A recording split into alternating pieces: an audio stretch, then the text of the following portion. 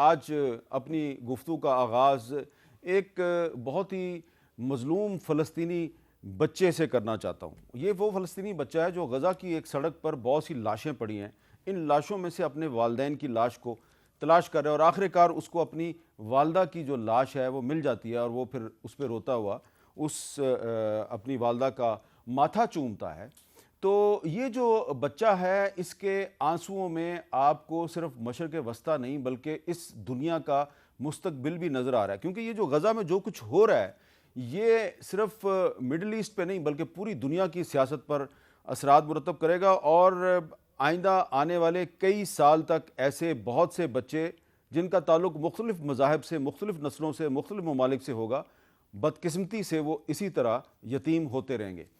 آج پاکستان میں اس حوالے سے ایک اہم ڈیولپمنٹ ہوئی ہے۔ Chief of the army staff general Asim Munir نے پاکستان میں فلسطین کے سفیر احمد جواد صاحب سے ملاقات کیا، اور اس ملاقات کے بعد جو ایک بیان جاری کیا گیا وہ بڑا ہی اہم ہے، اور وہ بیان جو ہے اس میں آرمی چیف نے یہ کہا ہے کہ 1967 سے قبل کی جو سرحد ہے بنیاد پر ایک آزاد اور خود مختار فلسطینی ریاست کو قابل عمل بنایا جائے۔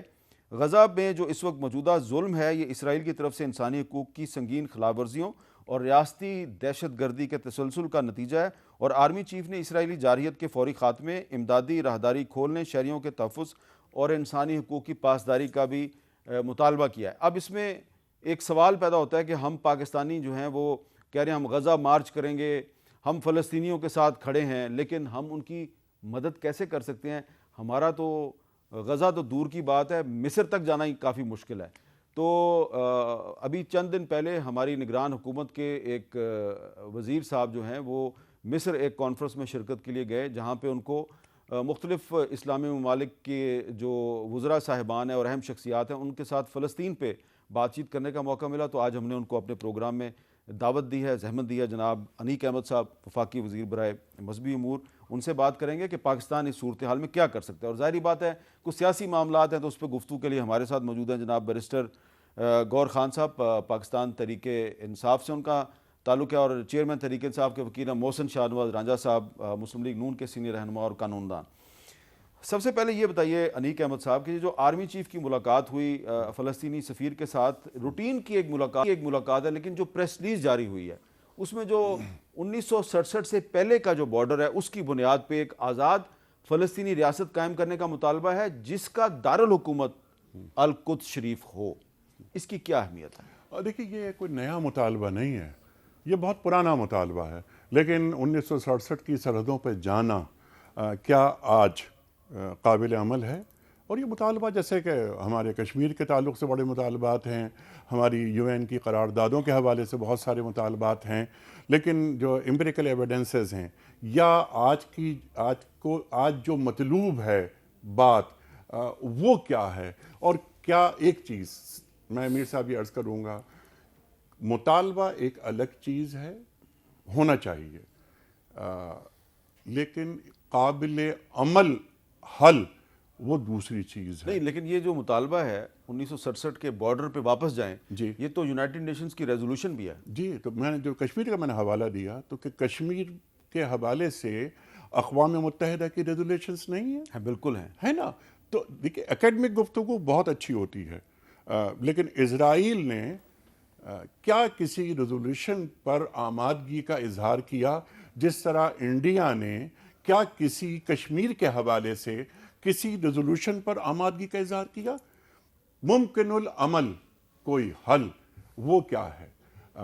دیکھیے میں اکثر ایک بات یہ عرض کرنے کی کوشش کرتا ہوں کہ تقدیر کے قاضی کا یہ فتویٰ ہے ازل سے، ہے جرم ضعیفی کی سزا مرگ مفاجات۔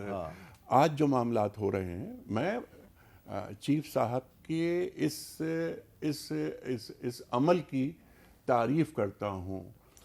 فلسطینی سفیر سے جو ملاقات ہوئی یہ ذرا پہلے ہونی چاہیے تھی تاکہ جواب فوراً جاتا۔ پورا جو عالم اسلام ہے یا مسلم گلوب ہے اس کی طرف سے کوئی آواز گئی؟ آج چیف صاحب نے جو یہ بیان جاری کیا ISPR کی طرف سے آیا اس کی پذیرائی ہونی چاہیے. لیکن یہ مسئلہ محض کیا اسرائیل کا مسئلہ ہے؟ کیا یہ مسئلہ محض فلسطین کا مسئلہ ہے؟ بار بار یہ مسئلہ 1948 56 67 73 یہ وار ہوتی رہیں اور اسرائیل کا رویہ ایک غاصبانہ رویے کے طور پر سامنے آیا. لیکن میر صاحب ہماری جانب سے، مسلم امہ کی جانب سے کیا کوئی کارروائی ہوئی؟ یہ ابھی بات آپ نے انٹرو میں ایک لفظ استعمال کیا کہ مذہبی بنیادوں پہ بھی لوگ مرتے رہیں گے. مذہب سے اوپر انسانیت ہے. یہاں اسرائیلی جو کچھ کر رہے ہیں یہ انسانیت کو تباہ و برباد کر رہے ہیں. ہم اس کو یہ نہیں چاہتے کہ یہ مسلمان یا یہودی، اسرائیلی رویہ یہ ہے کہ وہ چاہتے ہیں کہ اینٹی سیمیٹزم کے ہو رہا ہے، یہ ہم اس کے خلاف ہیں.